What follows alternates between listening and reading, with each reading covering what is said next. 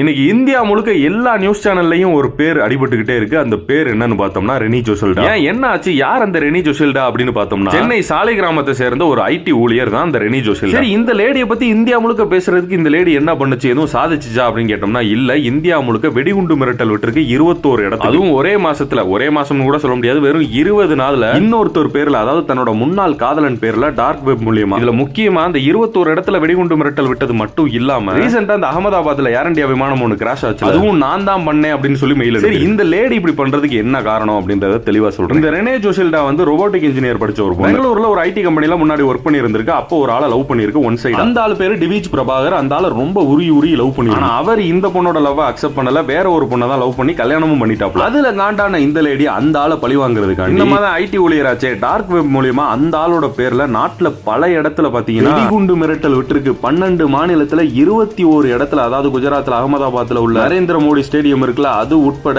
21 இடத்துல வெடிகுண்டு மிரட்டல் விட்டுருக்கு. அது பாத்தீங்கன்னா பெரிய அதிர்ச்சி ஏற்படுத்து. கடைசி அந்த அகமதாபாத் பிளேன் கிராஷ் இருக்குல்ல, அதுவும் நான் தான் பண்ணேன் அப்படின்ற மாதிரி ஒரு மெயில் போட போலீஸ் வந்து சைபர் கிரைமோட உதவியோட ரொம்ப தீவிரமா விசாரிக்கும் போது ஒரு விஷயம் தெரிய வருது. சென்னை சாலை கிராமத்தில் உள்ள ரெனி ஜோஷில்டா அப்படின்ற ஒரு பொண்ணோட மெயில் ஐடி ஒன்னு அதுல வந்து கிராஸ் ஆகுது. அதாவது அந்த டார்க் வெப் மூலியமா அனுப்புறதுக்கு VPN யூஸ் பண்ணி இருந்திருக்கு. அப்போ ஒரு தடவை ராங்கா அதோட மெயில் ஐடியை லாகின் பண்ணிருக்கு. ஒரு தடவை டெஸ்ட் பண்றதுக்காண்டி பண்ணிருக்கும் போல அங்க மாட்டிக்கிருச்சு இந்த லேடி. சென்னை போலீஸோட உதவியால இந்த லேடியை அரெஸ்ட் பண்ணி விசாரிக்கும் போது தான் இதோட முன்னாள் காதல் விவகாரம் எல்லாமே தெரியும். அந்த டிவிஜ் பிரபாகரனை பழி வாங்குறதுக்காண்டி தான் இந்த லேடி இதெல்லாம் பண்ணிருக்கு. அப்படி இப்ப இந்த லேடியை வெடிகுண்டு மிரட்டல் வழக்குல அரெஸ்ட் பண்ணிருக்காங்க.